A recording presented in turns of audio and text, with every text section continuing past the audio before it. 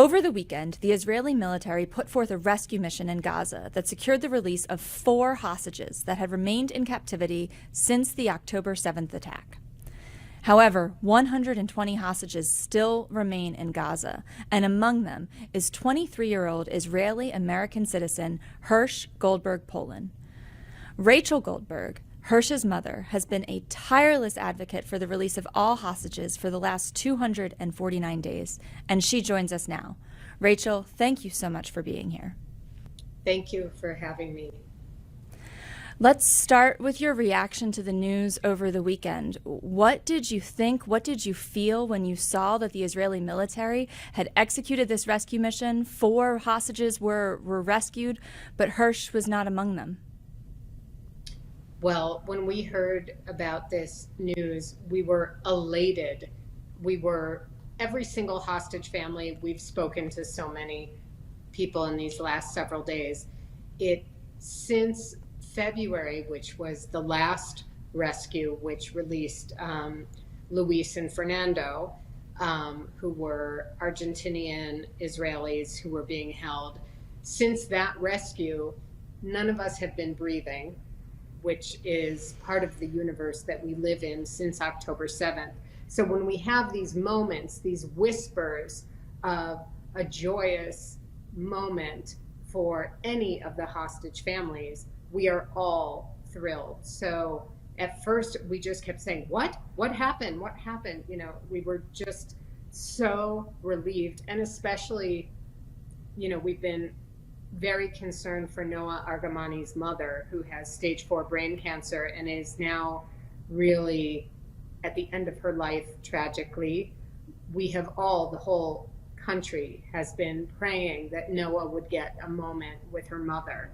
And so to find out that Noah was one of the 4 rescued was even, a bigger celebration than just anybody. And we weren't expecting anybody to be rescued. We didn't know about it. And so when we heard the news, we didn't think, why wasn't it Hersh? We were just thrilled that it was these 4 and that they were safely returned. And there have only been 7 people who have been rescued since October 7th. And those 7 people were rescued from buildings that they were being held in apartments with families. And most of the hostages are tragically being held in this very deep labyrinth of tunnels, this tunnel system that is, they say, 80 to 90 meters under the ground and runs for 350 miles. So it's much more complicated to try to tackle the larger issue, which is why having a diplomatic solution with a deal is so critical. We did manage to get 105 people released, you remember, Maggie, back in November, and that was through a negotiated diplomatic deal. And then it was a much safer and much swifter release. 350 miles long, deeply difficult to execute a rescue mission. So a diplomatic solution is, in your view, the way forward.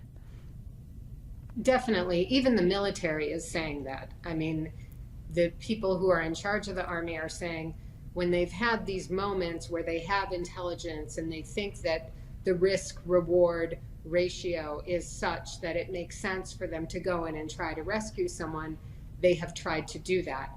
But even they are saying the real way to get all of these hostages released, and it's much safer, obviously, for the innocent Gazan population as well, when these things are diplomatically negotiated. And so that is truly the way forward, in both the military opinion and, my personal opinion.